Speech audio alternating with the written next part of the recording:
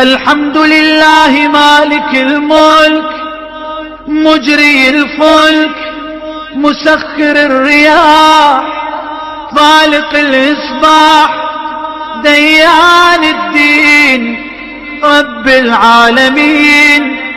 الحمد لله على حلمه بعد علمه، والحمد لله على عفوه بعد قدرته، والحمد لله على طول أناته في غضبه، وهو قادر على ما يريد.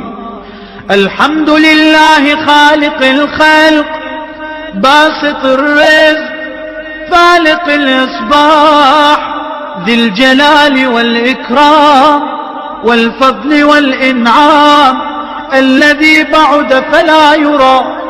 ای پروردگارا، به حق آن رحمتی بیکران و بی نهایتت که همه را فرا گرفته، به حق توانایی بی حدت که بر هر چیز مسلط و همه در برابرش سرخم و خار و ذلیلند، به حق بزرگی و مقام جبروتت که همه قدرت ها در برابرش مغلوبند، به حق عزت و اقتدارت که هر توانای از مقاومتش عاجز است، به حق عظمت و بزرگیت که بر تمام نیرو غالب است، به حق آن ذات پاکت که پس از فنا و نابودی همه موجوداتت باقی است، به حق نامهای مبارکت که در همه ارکان عالم هستی تجلی یافته، به حق علم بی پایانت که در تمام عالم احاطه دارد، به حق نور ذاتت که همه عالم را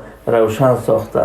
ای نور حقیقی، ای پاک از هر عیب، ای سرآغازها و ای سرانجام پایانها، ببخش برایمان گناهان را که سبب می شوند پرده ها دریده شوند.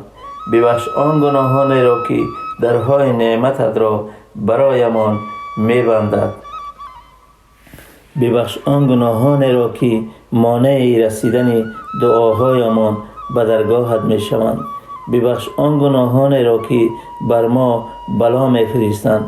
ای پروردگار عالم، یکایک جمیع مؤمن و مسلمانان را هرچی زودتر از این وبای سرایتی کرونا رهایی ده و تمام آفت و بلاها را از سر مردم عالم دور بکن و ما بندگان عاجز و ناتوانت را همیشه در امان حفظ و خویش نگه دار.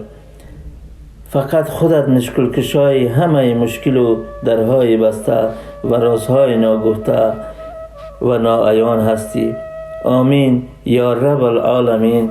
السلام علیکم و رحمت الله و برکاته.